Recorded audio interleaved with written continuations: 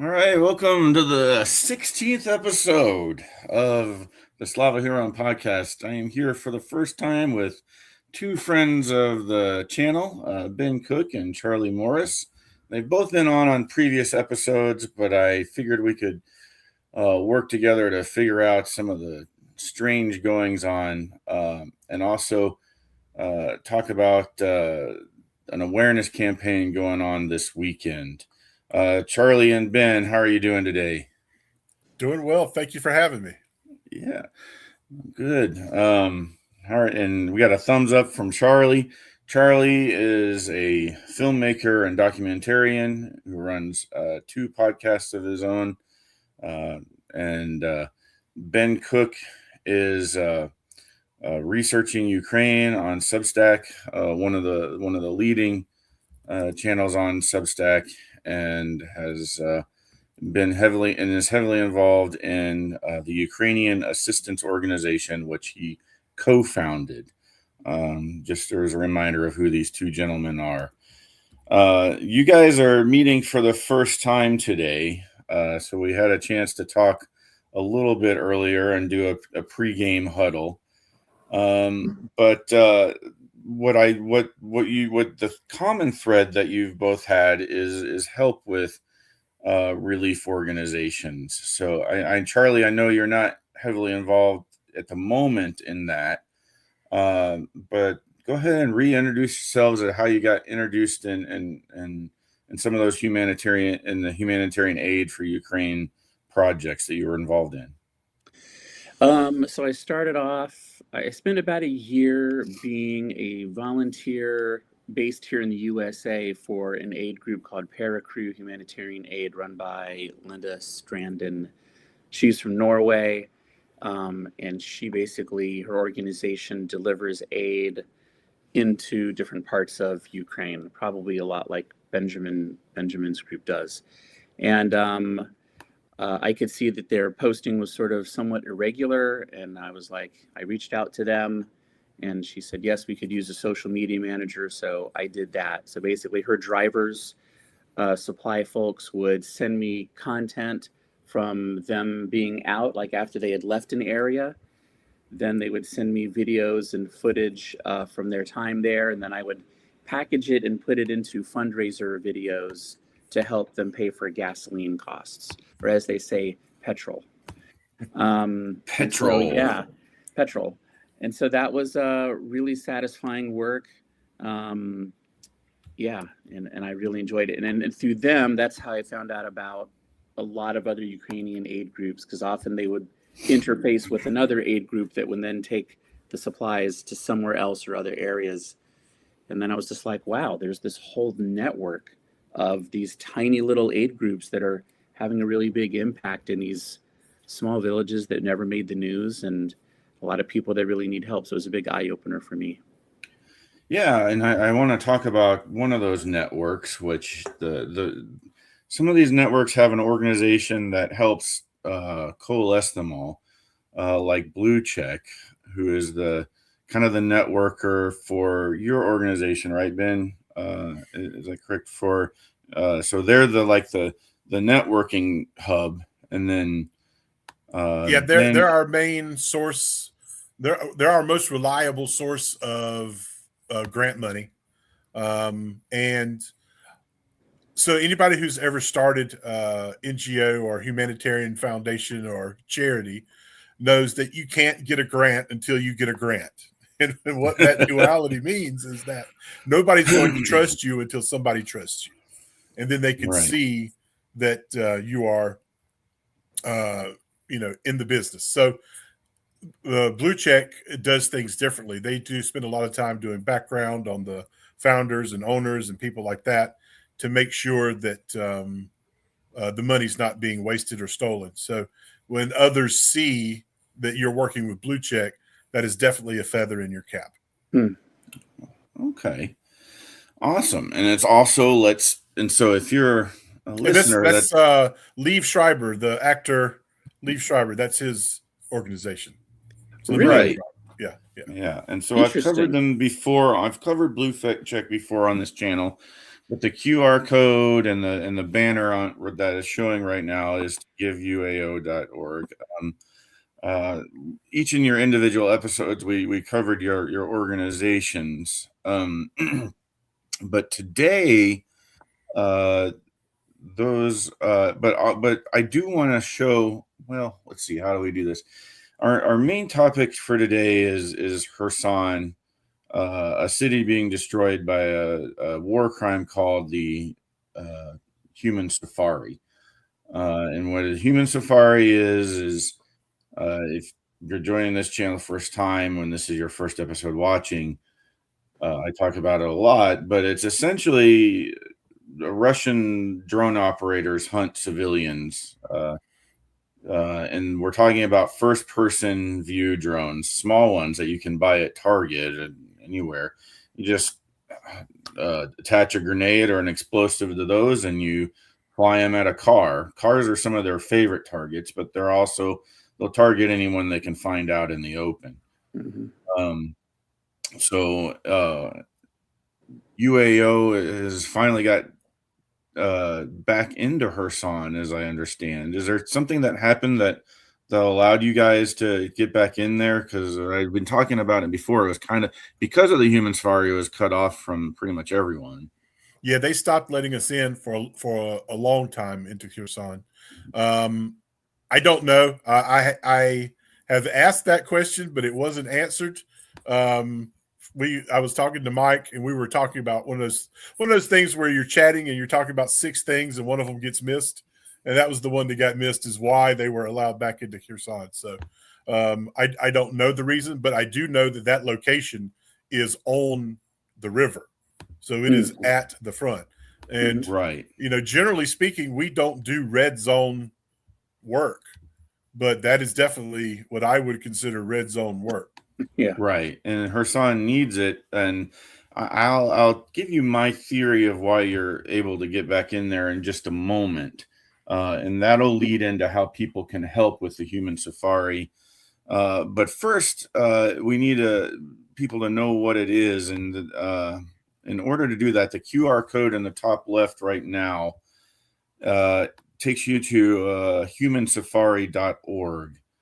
And at humansafari.org, you'll find a list of worldwide events, and there's several going on in the United States this weekend, both Saturday and Sunday. Usually the city is doing both days. Some cities are doing screenings. Some are just doing a rally to let people know about this particular war crime. All villages along the front are impacted by it, but as we'll see from an individual who works in the Ukrainian assistance organization, you'll see what the city is slowly turning into. And like Bakhmut and Andriivka, Kherson was a city of nearly 400,000 people, with only 60,000 staunchly remaining to defend their city and their way of life just by living there. Mm-hmm.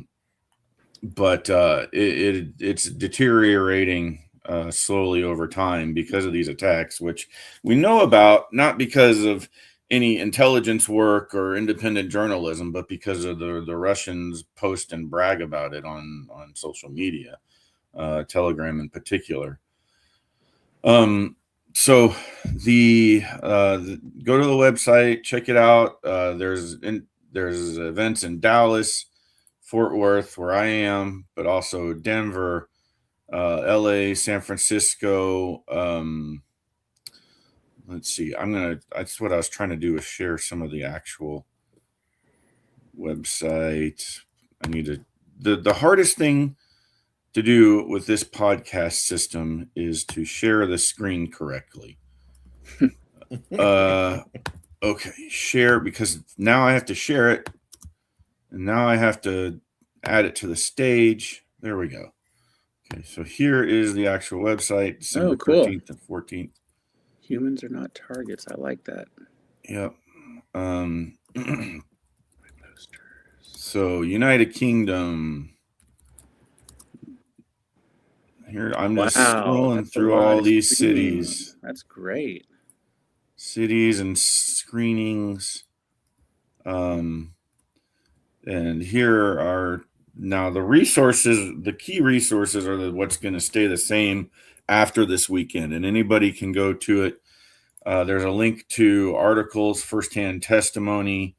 One thing, Truth Hands report, but Kherson Human Safari is a documentary that everyone should see, and it is going to be part of a trilogy. Zarina tells me tentatively. Zarina Zabriskie is the director of it. Right now, the documentary covers from the initial invasion all the way up to about March 2025.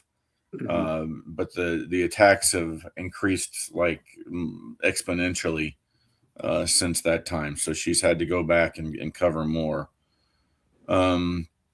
Let's take a look real quick at a recent report from the Kherson Oblast, which if you aren't all that familiar with Ukraine, an oblast is kind of like a state, but they like to name their states after the main city of the area.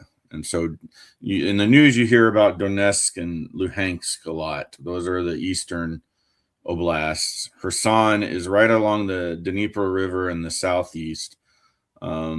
It doesn't share a border with Russia, but it does have some oceanfront property as well.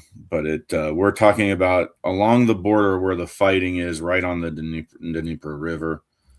And I need to switch this screen share to share this tab instead. There we go. Okay. And this has some audio, so we'll listen for a second. Okay. Ukraine Assistance Organization. Сьогодні ми приїхали в село Давидів Брід, що на Херсонщині. У 2022 році воно було окуповане, і зараз ви бачите на фоні наслідки цієї окупації. Ми зареєстрували людей на благодійну допомогу у вигляді ліків за призначенням. Щоб доїхати сюди, нам довелося їхати ґрунтовими дорогами, які є ще замінованими, тож це є небезпечно, але люди потребують нашої допомоги, тому ми тут. Мене звати... So she's showing, that's a little bit of the outlying area of Kherson, but if you, I can, let me. So Benjamin, those are one of your folks? Yes. Wow. Yeah, she's, I'm not familiar with her. I have not met her, but she may be part of a local aid organization that's working with us. Okay. Or she may be a new hire or something like that. Michael and I, we're just the pretty faces.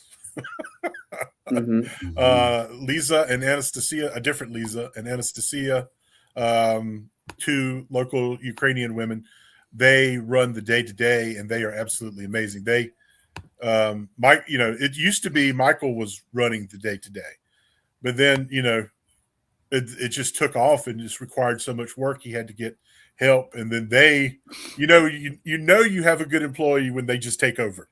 Yeah. And that's what happened. They just like, okay, get out of the way. You're slowing us down. We're going to take over. So here's some pictures from Zarina very recently of Kherson. Oh, there's a drone. You'll see the drones flying overhead. This is someone telling her story. It'll re-loop here in a second. I'm going to leave it on.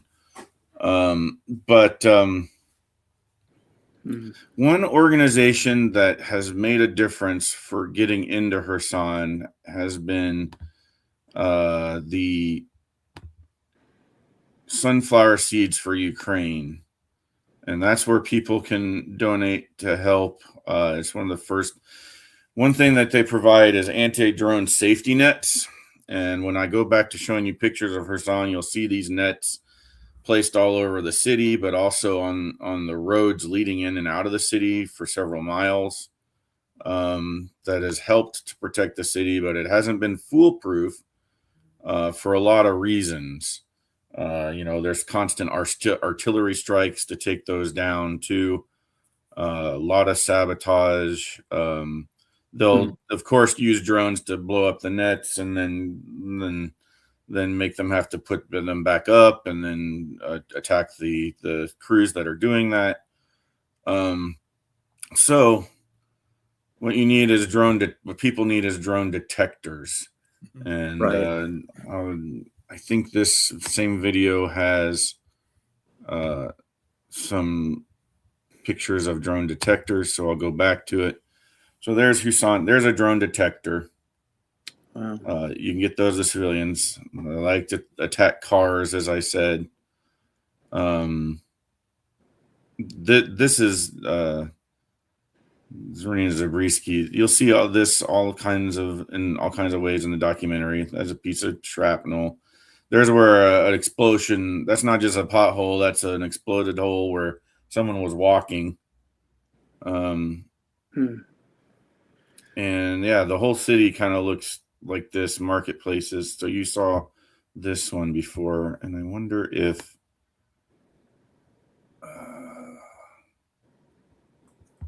I can go. She has. Oops.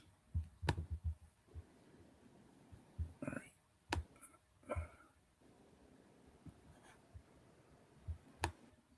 It's maternity hospital. So they go after hospitals. Can I make this bigger? Probably not. That's one thing about sharing the Instagram through a computer is that you often don't get to manipulate the size of that very well. But what I'll do is in the edited version of this, I'll edit that to blow that up a little more.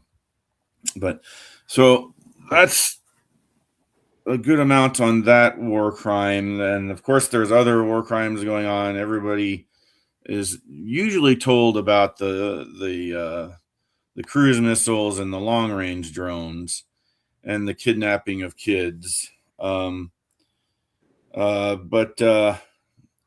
what else have I missed? There's torture of prisoners. Well, can I add something? Yes. You mean specifically in Kherson? Yeah.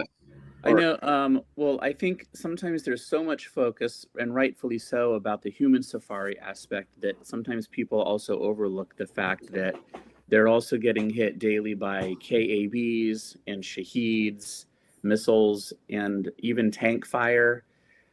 I think safely they probably get shelled by at least 100 shells a day. It's just constant. So the drones are definitely a horrifying aspect of it because that's so personal. You've got a human looking at a screen going, oh, there's a lady with groceries. I'm going to try to kill her. But then even beyond that, they're just getting bombed all day long. And so it's really... And I want to talk a little history, and maybe you guys are familiar, but it's because it's history that I've learned recently through my studies. But so without getting too far into the history of Russia and Ukraine, what you wonder, why does Russia in particular behave this way? They've done it in every war where they kind of have a scorched earth policy. If they lose, they want to burn everything behind them. If they're winning, they destroy everything in their path. That comes from they can be compared to an abusive child who had an abusive father, or a child who had an abusive father or mother and grew up to become the same way. When Russia was young, they were conquered by the Mongols, and that is exactly how the Mongols treated people.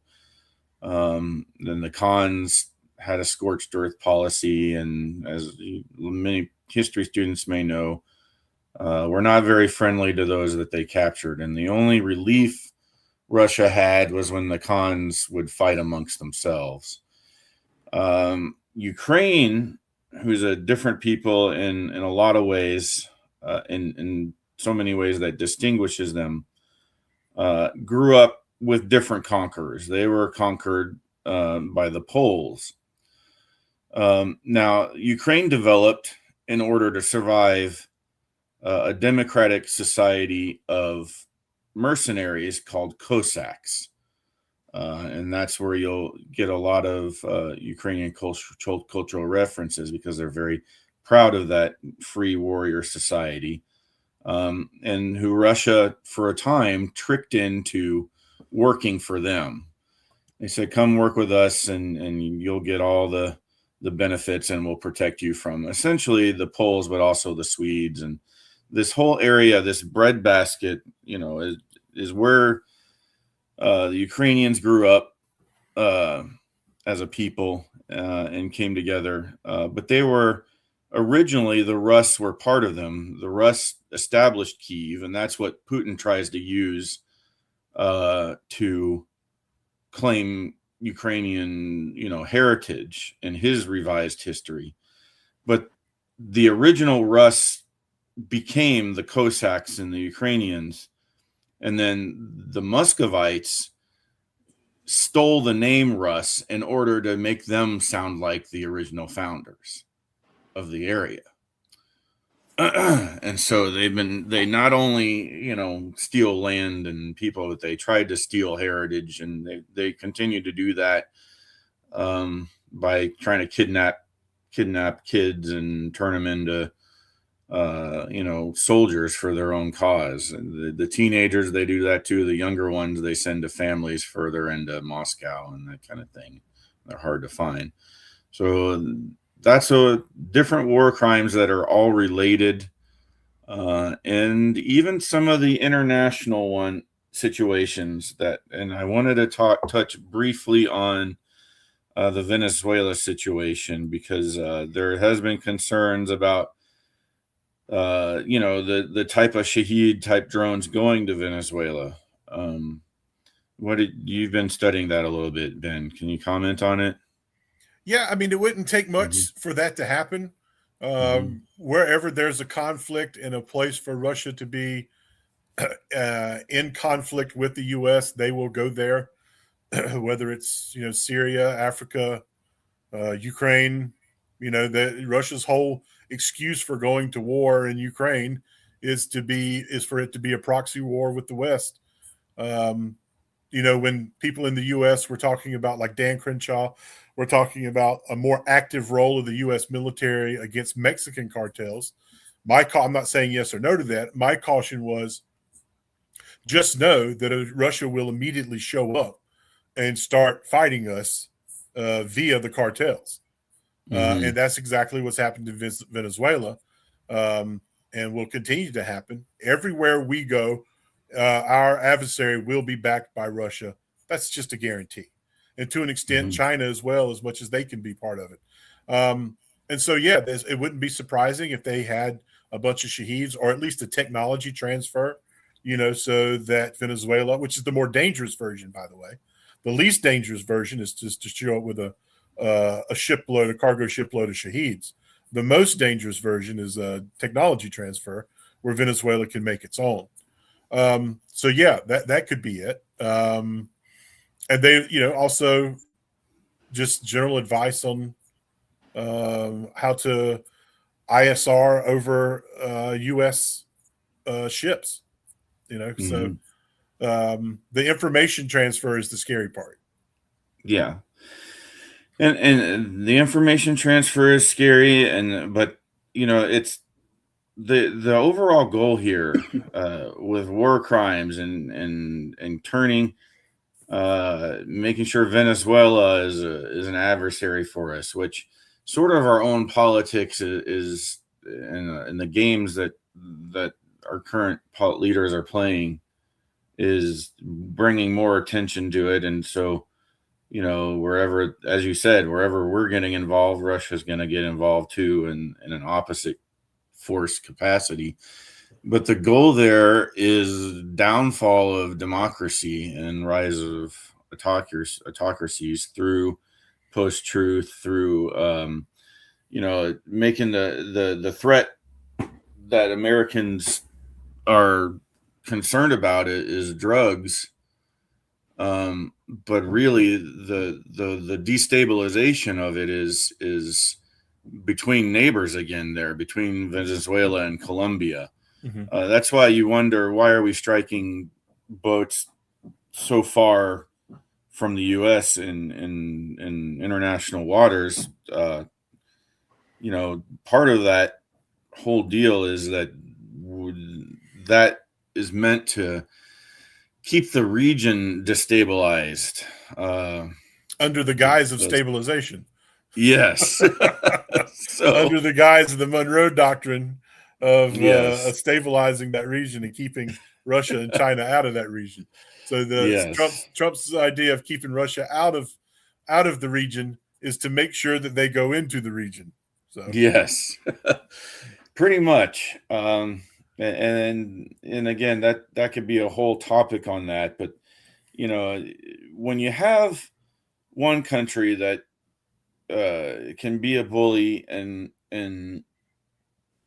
perform war crimes over and over on this huge of a scale, and the what is really needed to stop it is not negotiation, but I'll always push for a no-fly zone first, even if it's a no-fly corridor that would prevent a lot of the Shahed drone attacks. And you could also, Europe could also argue so that this stuff doesn't accidentally flow over into our border nations of Poland and Romania and Lithuania and Estonia. So you don't accidentally have 19 Shahed style drones accidentally go into Poland. Yeah. Yes, and so our channels on Substack have been very active in talking about how to stop that. But when you don't stop it, it starts to flow over into other countries that feel like those tactics will also work for them. Mm-hmm. So that's all we'll say on that. So let's stop. I wanted to bring up. You mentioned war crimes in Venezuela, and obviously we need to discuss the elephant in the room. And this is not politics saying yes, it was a war crime. No, it wasn't a war crime for Hegseth or the U.S. military to strike that boat twice. The second strike isn't in question. That's understood. But what's interesting in the context of the human safari is the attention that everyone is paying to a single possible war crime versus the thousands that go on a week in Ukraine.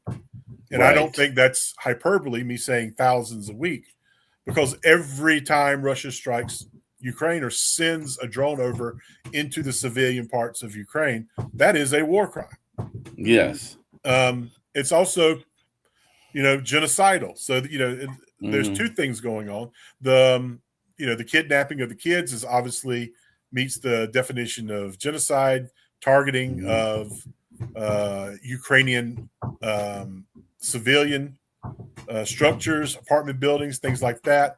When you back that with the rhetoric coming from the government and the government-run media, that is also genocide, and it's also a war crime. It's both. Yes.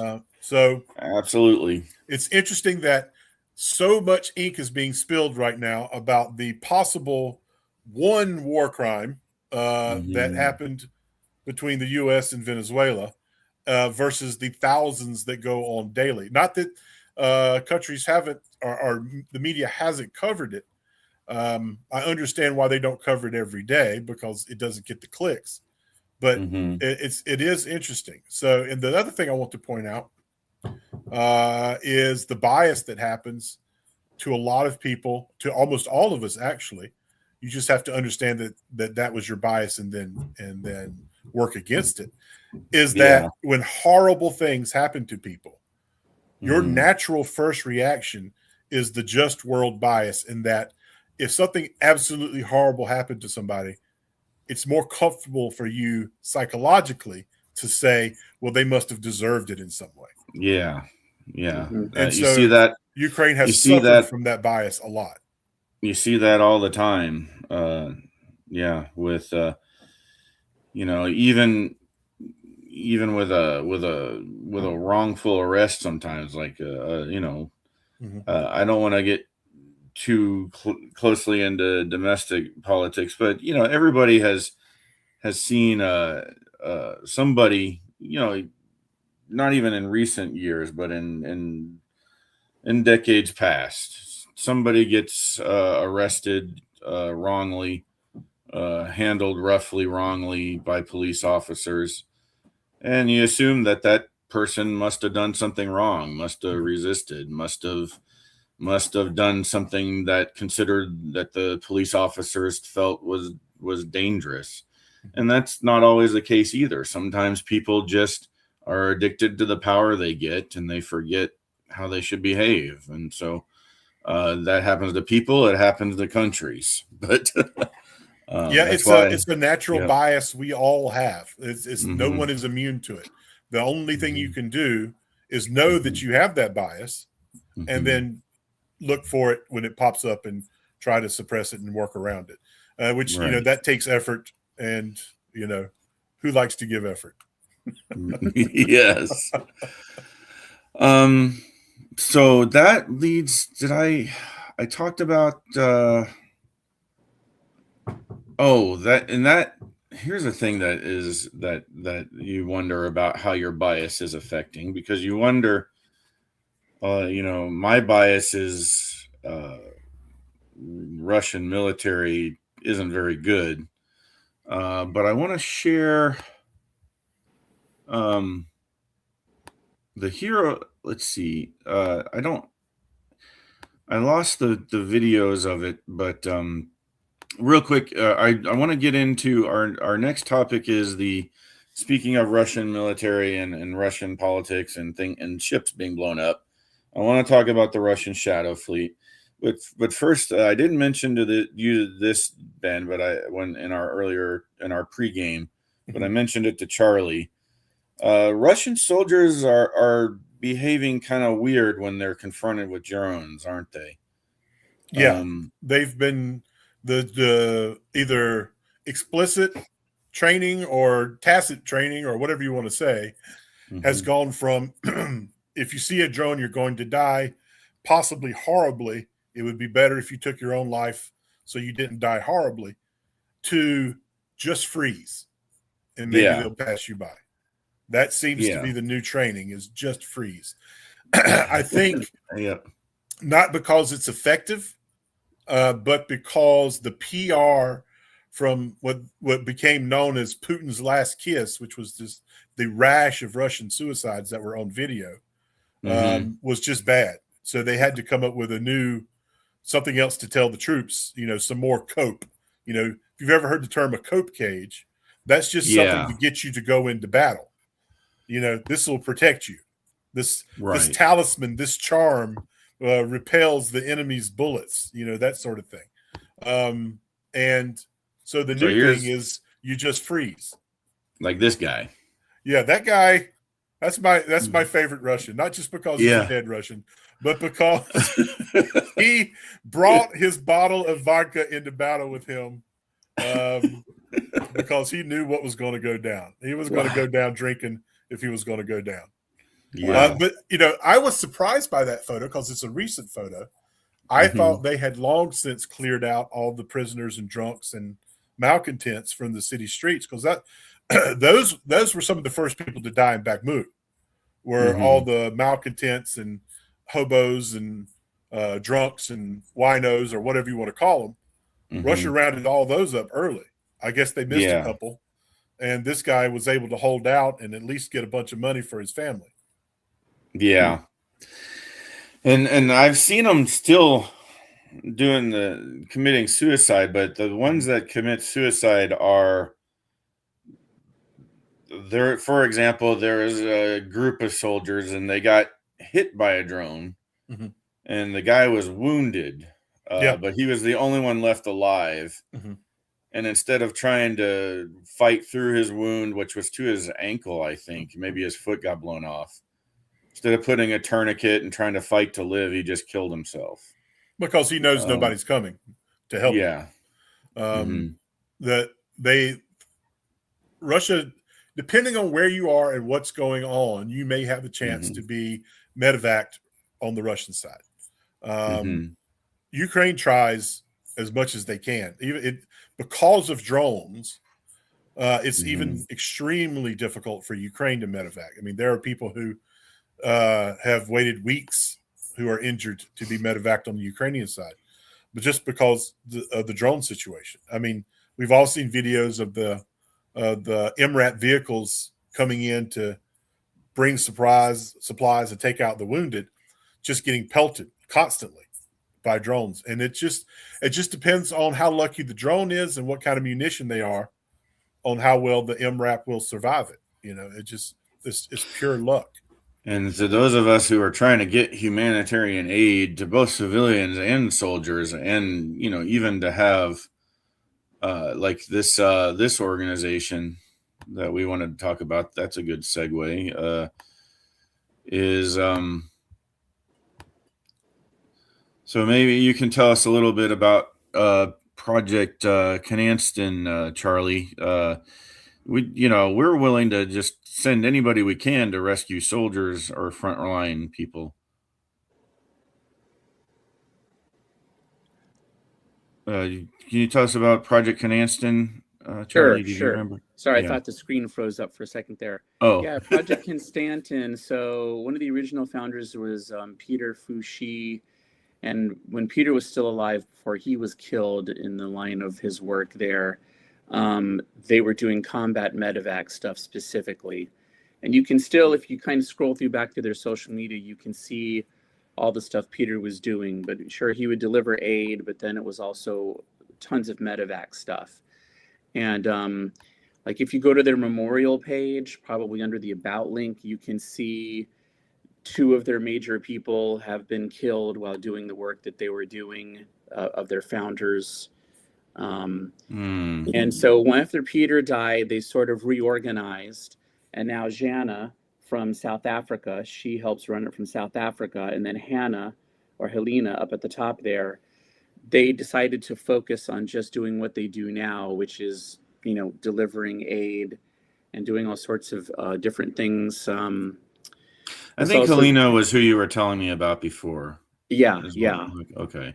And also what's really cool about Helena also is kind of as a side thing, she does a lot of like mental health counseling for soldiers and survivors of war. So it's just a really great program. And here's the memoriam. That's the memoriam. Okay, yeah. There we go. Peter. Yeah, there's Peter. Yeah.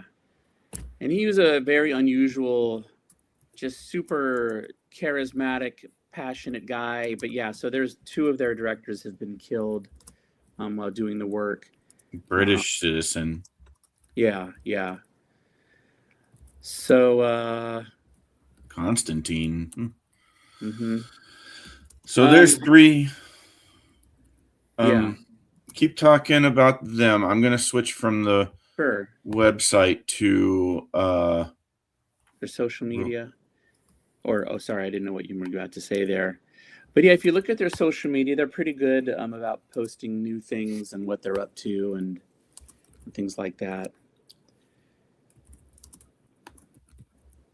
Are we all 3 on here? This covers up Ben. Sorry, Ben. And yeah. Like I don't know how to move Ben out of the way, and maybe we can. It's okay. People will survive without me for a little while. Sorry. This picture is we've really hit our stride just like we planned it. But these are all folks that are frontline evacuators and humanitarian aid folks that have been struck down trying to do that job. So I always try to do a memoriam section every podcast. The three in particular you mentioned, but also all of these folks. I mean, there's a gentleman on LinkedIn who really catalogs all the folks that perished both in all the war crime attacks, but also folks like this. His name, if you want to follow him, and I don't know why he's only on LinkedIn, and I haven't found him anywhere else. But let's see, I should have been more prepared with that. Maybe I can find it by the end of the podcast, or if I don't, I'll put a link to his LinkedIn. He is a Polish citizen that is cataloging all of this. But he keeps track of every victim. Wow. And that's where I'm getting this picture from. So he keeps track of all the foreign aid volunteers, basically. Well, he's been keeping track of every civilian, every foreigner fighting, every foreign soldier, but every citizen that Ukraine announces gets killed by a drone strike or in the human safari. He catalogs them all, but he doesn't. He just he finds, he makes a post every day about it. He doesn't have like a spreadsheet or anything, but this is one of his posts, and it is shared on Ukrainian there. He probably got it from a Ukrainian source, but these are all frontline rescue workers, just like the three that were in memoriam earlier. So I didn't bring I actually bought a bottle of Ukrainian wine. I should have brought it out here with me. But in Dallas, the Ukrainian Chamber of Commerce, and maybe at our event in Dallas, we can, I'm trying to, there we go. There I am. We can auction what we have. The Ukrainian Chamber of Commerce has a case of champagne.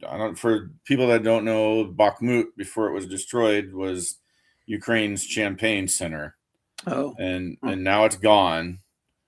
But Ukrainian soldiers managed to save, several dozen cases of the champagne, and Dallas has one of those cases. So it's very amazing. Very, very special champagne.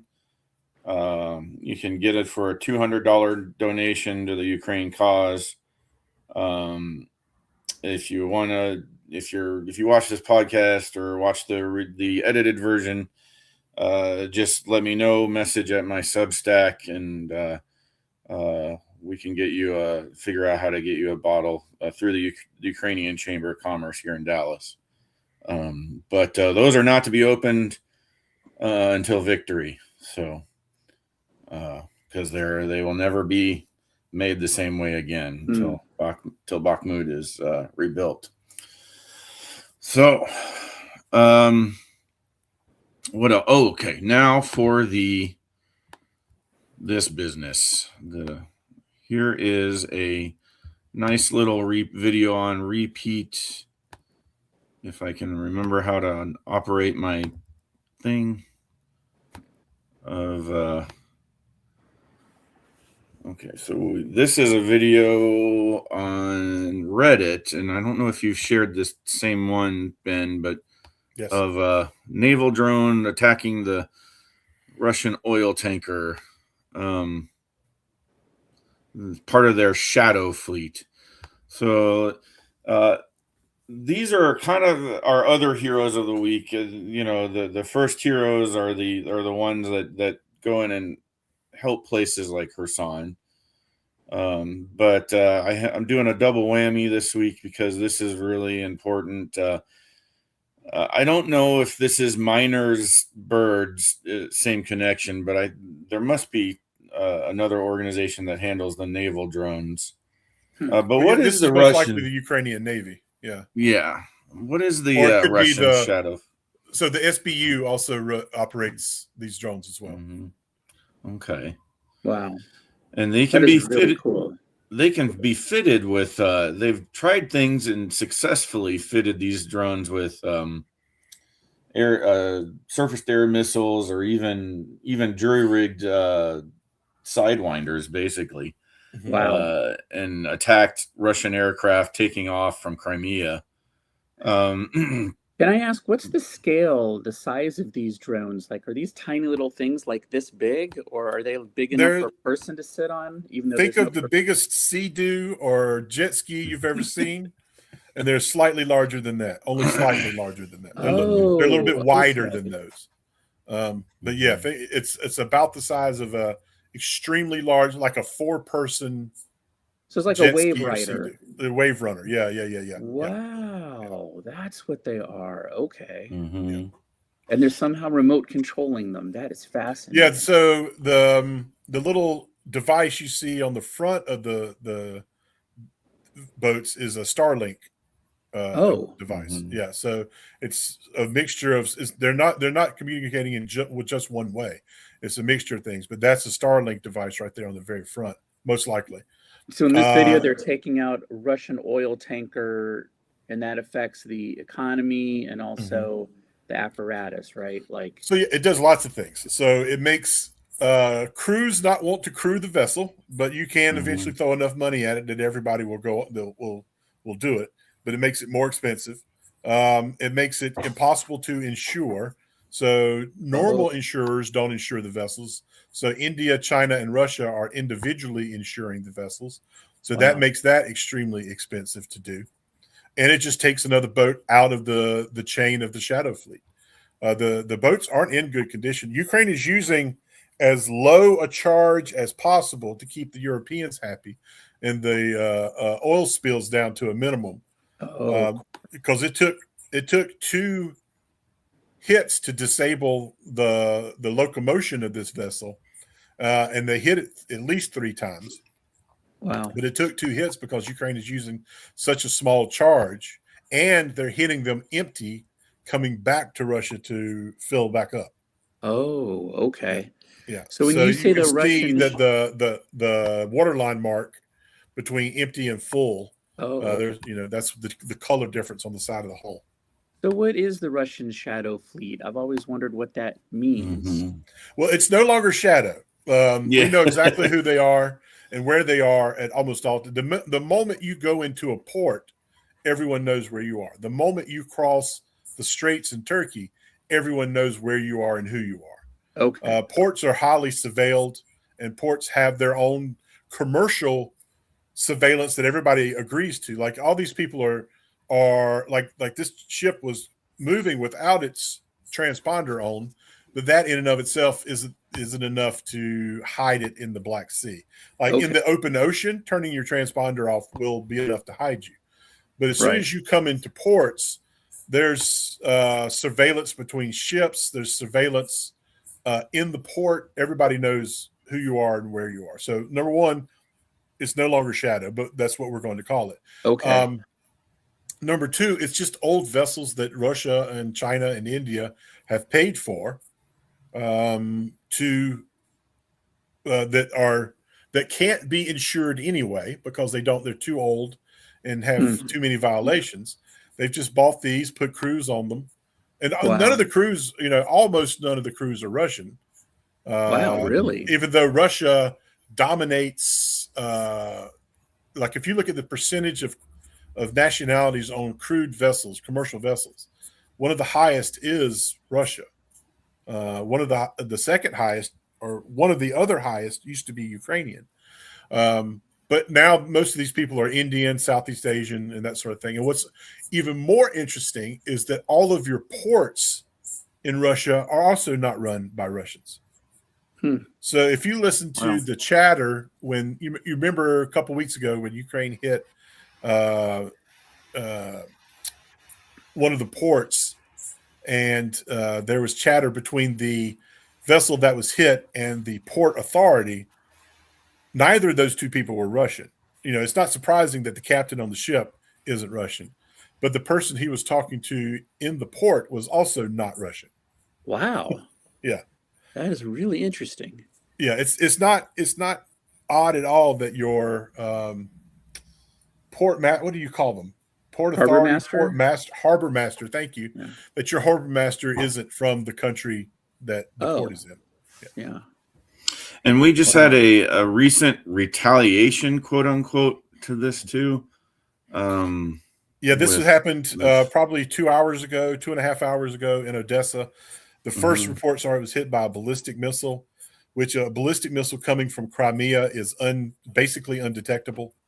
If it's a ground launched missile, the time it would take for it to be detected and an alert to go out is shorter than the amount of time it would take to fly its targeted path. Wow. But if it's like a Shaheed or something like that, there is plenty of time to send out an alert. Yeah. So that's in a Ukrainian port, and it's delivering supplies helpful to Ukraine, and so the Russians allegedly bombed it. Well, I mean, it could just be grain or normal cargo. It could be full of Ukrainian bombs and planes and tanks. We don't know, but it's the registration is supposedly, or there's several different things. There's the registration where the ship is registered, and then there's the beneficial party. One of those is Turkish. I don't know if the registration is Turkish or the beneficial party is Turkish. Okay. But by the looks of the ship, it's not carrying anything other than commercial goods. Is it unusual for Russia to target ships in the Odessian port? No, they do it off and on. They used to do it all the time, and then they slowed down a little bit. Just ramp up their attacks on civilians, but they're doing such a good job with their PR and propaganda. Attacks like this really hurt their PR and propaganda. Interesting. Okay. So that's the only reason that they don't do it. Is that you can't hide this. And Turkey is very much on the fence between Russia and NATO/Ukraine, and this doesn't help. Turkey stay on the fence where Russia wants it. Yeah, would that have been the mistake if they had hit a Turkish ship and didn't mean to? I don't know. I mean, Russia is really bad at war, but they're getting better. I would think they know who they are. Eventually, even Russia learns lessons. So, I would think they knew who it was that they were hitting. So the reason they would target them is because Turkey is not happy with Ukraine striking vessels, in the Black Sea. Turkey is very much not happy with that. And to put pressure on NATO to do something, one of the vessels that got hit previously was towed off the coast of Bulgaria, where it would run ashore in Bulgarian waters, and so for Bulgaria to deal with it. And so that's just Turkey's way of playing the game. Yeah. Wow. I think let's see. I have a missed call. It wasn't. Who's that from? This will be edited out, and I don't. Do we have? We have no watchers. Okay. Looks like Tamara tried to call me. Maybe. Okay. I don't know how to. Anyway, it is from it's from a WhatsApp call, so it wasn't one of you guys, was it? Okay. No. Okay. No, somebody wanting you to buy some crypto, probably. Oh, okay. Let's see. Did we hit all of our topics? Here is real quick. I found him from earlier, and I accidentally stopped sharing the screen. But I want to share this. And then I have to go back here and actually add it to the stage. It's so when you okay. Anyway, here he is. His name's Jiraj. He's not Polish. He's Czech. So forgive me, Jiraj. He lives in Prague, but he every day is finding folks that teachers, and then so they're cataloged just by he shares their picture and shares their story. But that's been his whole deal. Is cataloging the war crimes. So there's people taking notes. This is going to be very important later on, because there's a second wave of justice that will the historical wave of justice is also something we need to plan for and document for. Yes. We let Russia tell its own story. We didn't have any control over it during Soviet times. And we actually did our own measures to try to, counteract. There was gray zone effort by the U.S. and NATO against Russia during Soviet times to try to counteract their own internal propaganda. But we did since then, since the collapse of the Soviet Union, I'm not aware of any efforts to correct Russia's misinformation that it tells its own people, like its role and its effectiveness in World War II. We let them just gloss over the fact that they invaded Poland in league with the Nazis. We don't ever bring that up. We just let them have their thing. And their great patriotic war is, a genocide of its own people. Yeah. I mean, you would go fight, and if you happened to live, you'd come home. And if you were considered to be in any way dangerous or telling the truth of what happened at the front, you were sent to the gulags. There were. So it began with Stalin in the 32-33 year with Holodomor, which we had an event here in Dallas at the Holocaust Museum, both commemorating and informing people about, because it happened right before the ever so notorious Holocaust of the Jews, which was very horrible, but just as equally as many people, Ukrainians, died by being starved to death in Holodomor in 1 year, when Stalin basically sealed up the villages, took all their food, and then shipped the grain to Russia to sell to the United States, because the United States was experiencing the Dust Bowl. So the United States' breadbasket was down, and Russia, Stalin wanted to profit from that. So both to starve Ukraine and get them to submit and become his Soviet person, rather than Ukrainian or Russian. He wanted Soviets. He didn't want any national identity except for the Soviet person. Those two reasons, he decided, I'm just going to starve the Ukrainian people for a year. And something like 7 million people died from that. It was, if you could find a grain of food, picked up a piece of grain off the ground that had been left behind, they would shoot you. So you were either starved or shot. And how anyone survived it, I don't quite understand. But some of the stories that were told was they would boil boots, leather boots, and the leather that they would get in the water would put nutrition a little bit in the water, and they could get a little bit of nutrition that way. Is one example. And then Ukraine has been that in-between battleground ever since. Of course, the Nazis let them participate in that Holocaust, which was horrible. But that after that ended, it continued for Ukrainians, in that their partisans that were fighting against the Nazis suddenly had to fight against the Soviets as well, because if you were a certain kind of person, you were not welcome as a Russian, or a Soviet. But yeah, and then they've been revising all of that history. Which we get to see them do it in real time with this war. We get to see their propaganda machine churn out in real time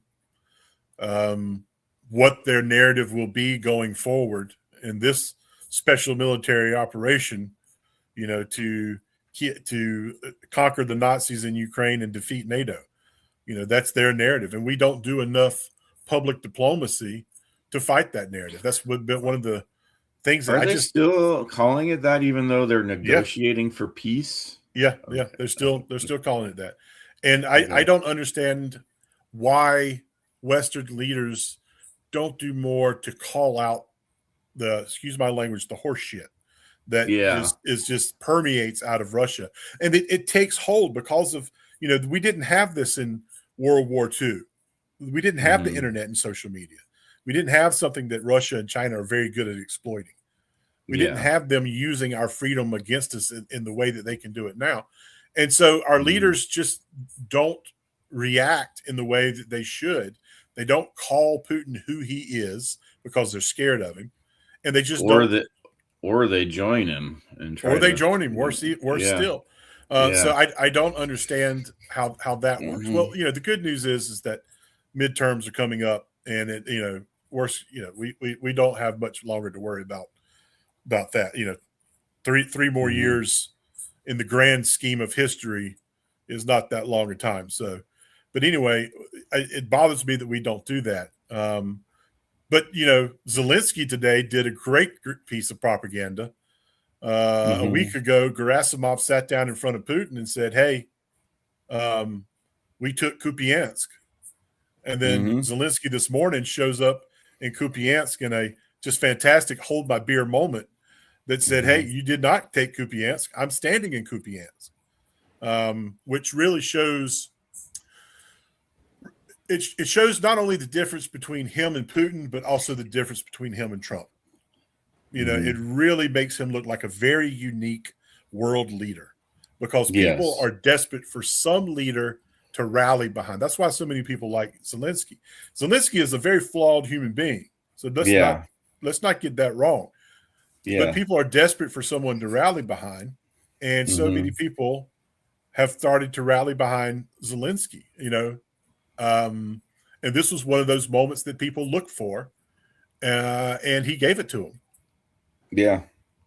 And what you said there is you used the word propaganda, and a lot of people, including me, sometimes uses propaganda, the word, as kind of a dirty word, meaning a negative thing. But if you ever go into the National Mall and see the Iwo Jima Memorial, or you even think of that picture, it can be an extremely positive thing. It doesn't have it can often be kind of staged. I mean, the popular picture of the Iwo Jima flag raising was like the second or third try to get the perfect picture, when the actual first raising and the actual battlefield event had already happened several hours ago. But that doesn't matter in the scheme of things. When you talk positive propaganda, you can use the truth, but also make it legendary, is what I would say. So when you're creating a legend, which is about, I would say an ideology that doesn't promote war crimes. Maybe that is a pretty good ideology to have a positive propaganda around, as a baseline.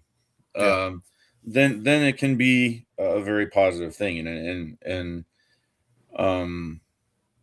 America is not always. We've been fighting for the ideology that we claim to be fighting for when we're fighting a war, but most of the time the soldiers are. Yeah. So anyway, that's my little. Well, I mean, it starts small. That sort of thing starts small. It's important when you're, one of the first things every military does is it others the enemy. And something small, like instead of saying they're Japanese, they're Japs. Instead of Germans, they're Jerrys or Krauts. Instead of Somalis, they're Skinnies, they're Hajis, they're whatever. It starts small, But that othering is very important for militaries, and then it rises up from there.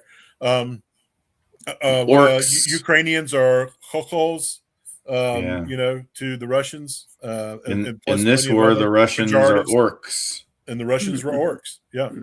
So it starts with that. That's very psychological, small thing, but it's very important.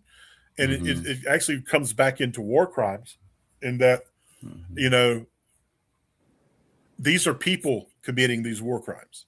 And it's important to understand that as much as we would like to think that we would never do such a thing, the academics side of it and the research side of it suggests otherwise.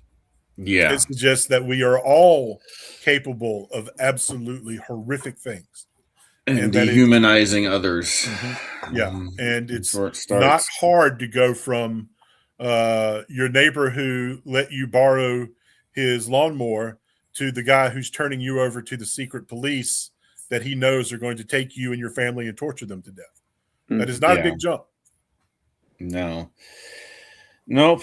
And awareness of it is the first start. So hopefully people visit that QR code and coming out. We're not expecting large crowds, but small crowds can lead to more information for larger ones. And so coming out and support us, or if you can't make it, share the QR code up there in the top, or humansafari.org should be real easy to remember. Tell us where we can find both of you guys on the socials. And Charlie, you go first. I don't have a banner to your other podcasts, but I mean, they're not war related at all, but you can just Google. But they're real important for other subjects. That's probably valid. One of them's about caregiving for someone with cancer or dementia. In my case, it was both. So I have a podcast series called Us at Our Worst. You can just Google that, Us at Our Worst podcast. And then the other one is called the Iowa Prairie Documentary Project. And that some of that's video and some of it's podcast. And that's all about seeing how humans occupy the land in an extractive fashion as seen through the lens of the state boundaries of Iowa. So in brief, those are the two podcasts. Okay. I just subscribed to one of them. Okay. Let's see here.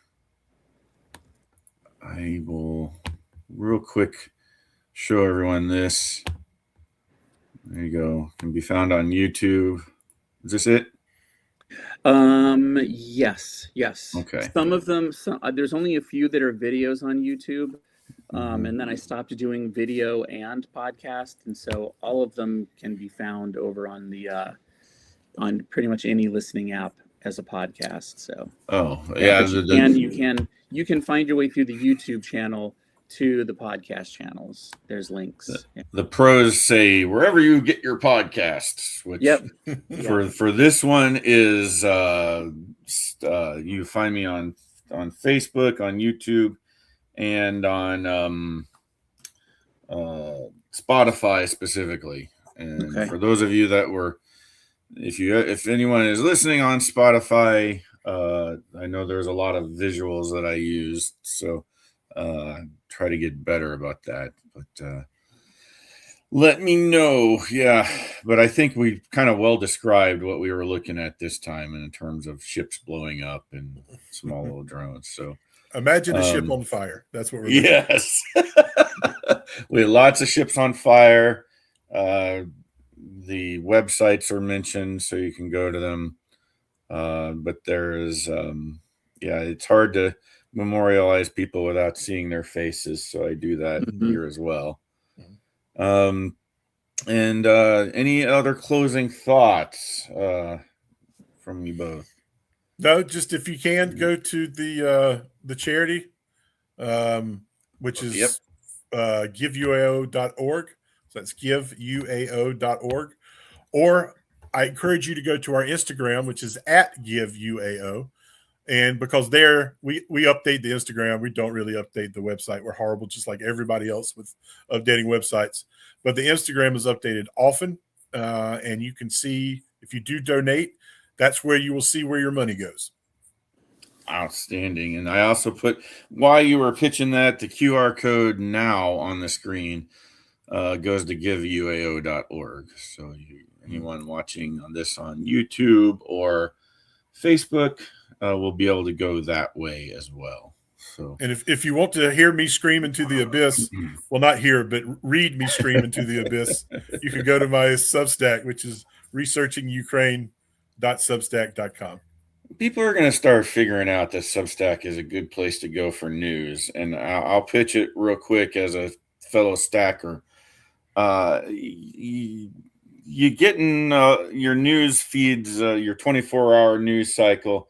Everybody's sick of it. There's places like ground.news where you can go to help navigate media sources. But if you're really looking for the independent journalists that can just write whenever they figure something out, and they do a really good job of sharing their sources, and you can help them out just like on a Patreon by subscribing sometimes for a little bit of money. Some of these folks that have joined it are people that like Terry Moran, who and Lev Parnas, and you can find all these journalists that really left the 24-hour news cycle, and they aren't trying to go on Twitter or do their own they're not trying to grandstand, in other words, but they're sharing with you the real news. There's folks like that, and then there's the little guys you never heard of that'll find the stories that you've never heard of, like Ben Cook.